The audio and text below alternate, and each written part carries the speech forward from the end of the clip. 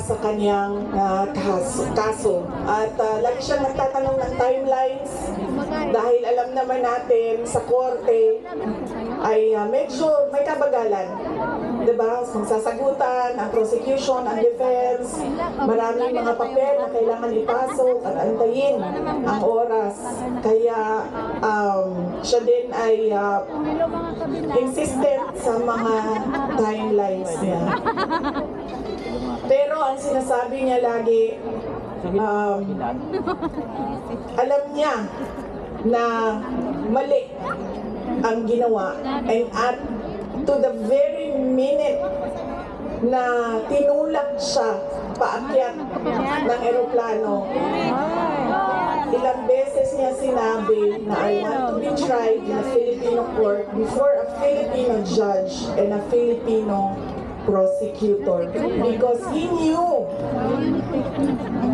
that number one, wala talagang basihan yung kaso. 43 counts of murder ang sinasabi nila na thousands. Totoo yan, ma'am.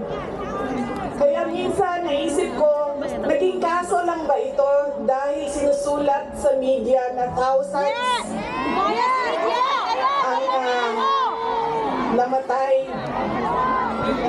I do not even understand paano naging crimes against humanity ang 43 counts of murder na ngayon ay lumalabas. Hindi naman ata totoo lahat yung mga witnesses at yung mga complainants. But that is a thing for the courts and the lawyers to discuss inside. Ano bang pwede nating gawin? Ang pwede natin gawin ay i-demand na ipa-uwi or i-uwi nila si Pangulong Duterte. Bring him home! Bring him home! Bring him home! Bring him home! Bring him home!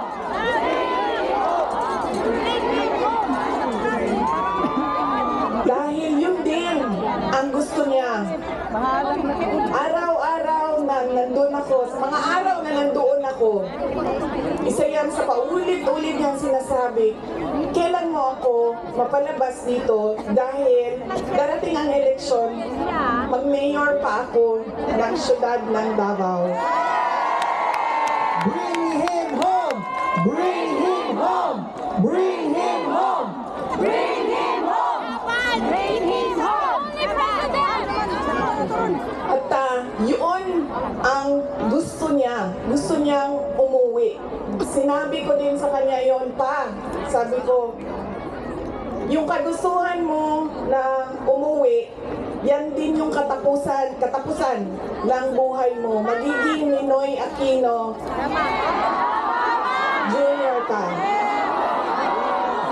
At sinabi niya sa akin, sabi niya, kung ganyan ang kapalaran ko, then so be it. Basta lang mauwi ako sa Pilipinas.